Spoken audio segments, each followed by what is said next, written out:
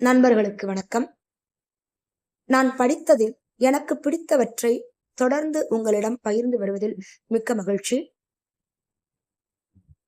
இன்றைக்கு நான் படித்த ஒரு சிறுகதை என் மனதை நெகிழ வைத்தது.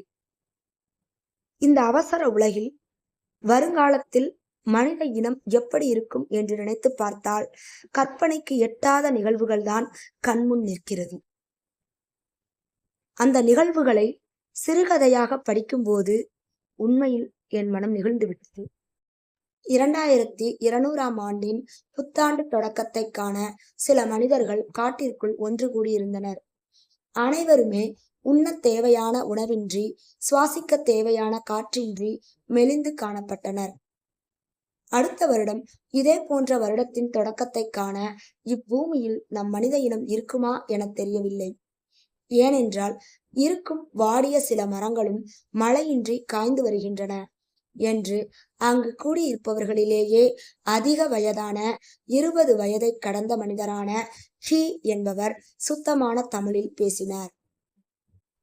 சீக்கிரமாகவே அனைத்தையும் பெற வேண்டும் என நினைத்து நமது முன்னோர்கள் ஒட்டு மரங்களை உருவாக்கியதால், ஒட்டுமொத்தமாக அந்த மரங்கள் விதை கொடுக்காத பழங்களை காய்த்ததால், புதிய செடிகள் முளைக்க வழி இல்லாமல் முன்பு இயற்கையாக முளைத்து வளர்ந்த மரங்களால் மட்டுமே நாம் உயிர் வாழ்கின்றோம்.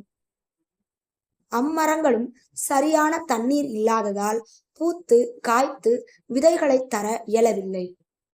தவிர ரியல் எஸ்டேட் என்னும் பெயரில் இயற்கையாக வளர்ந்திருந்த மரங்களை வெட்டி அழித்ததும் மரங்கள் இல்லாமல் போனதுக்கு காரணமாகிவிட்டது.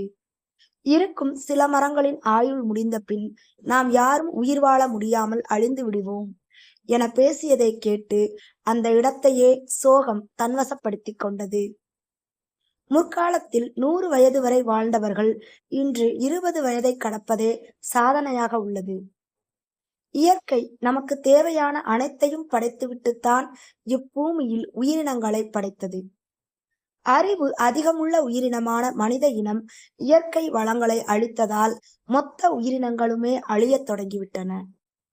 மரங்களும் விதைகளை தராதது போல மனிதர்களுக்கும் குழந்தை பிறக்கும் வாய்ப்பில்லாமல் போனது. நாம் தான் கடைசி மனித இனம் என்பது வேதனை. அதே போல இந்த மரங்கள் நிறைந்து இல்லாததால் மழை பெய்து பல வருடங்கள் ஓடிவிட்டன. 2024ஆம் ஆண்டு வரை பழமை கொஞ்சம் இருந்தது. மழையும் ஓரளவு பெய்தது.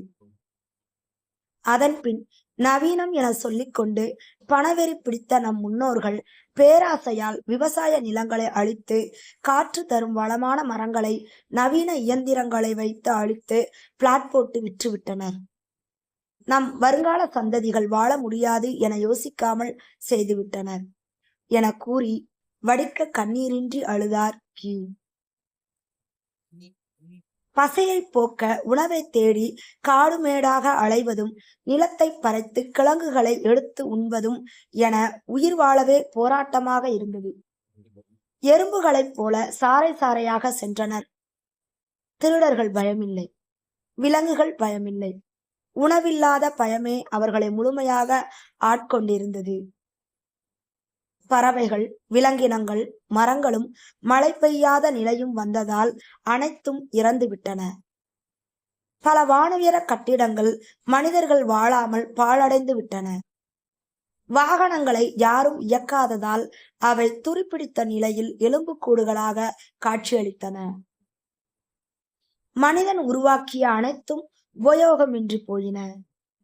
மர விதைகள் எங்காவது கிடைக்குமா என தேடி அலைந்தனர். மர விதைகள் வைரத்தின் மதிப்பை பெற்றிருந்தன.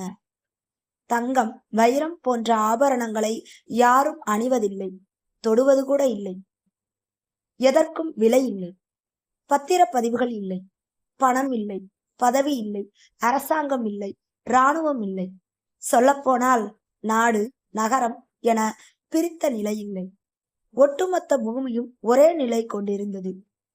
கற்காலம் போல் என ஒப்பிட முடியாது. கற்காலத்தில் நாகரிகமற்ற மனிதர்கள் நிறைந்த இயற்கையோடு வாழ்ந்தனர். நவீன மனிதர்கள் இயற்கையை அழித்திருந்தனர். என்னுடையது என எதையும் யாரும் சொல்லிக் கொள்ளாமல் நாடோடிகளாக தெரிந்தனர். பசிக்கு உணவை தேடி அலைவதைத் தவிர வேறு சிந்தனை இல்லை. மரங்களே தெய்வமாகிவிட்டன. வாழ்வதே மரத்தின் அருகில்தான். பிராணவாயு பற்றாக்குறையால் பலர் நடக்க இயலாமல் படுத்தே கிடந்தனர். அலாரம் ஒலிக்க திடீரென விழிப்பு வந்து கண் விழித்து காலண்டரை பார்த்தபோது 2024 என இருந்தது. உடனே உதவியாளரை அலைபேசியில் அழைத்த நாட்டின் நம்பர் 1 ரியல் எஸ்டேட் அதிபர், நாடு முழுவதும் உள்ள தனது பல்லாயிரம் ஏக்கர் கொண்ட வீடு கட்டும் இடங்களில் வீடு கட்டுவதற்கு பதிலாக விதை தரும் இயற்கை மர செடிகளை நட்டு வளர்க்கும்படி உத்தரவிட்டார்.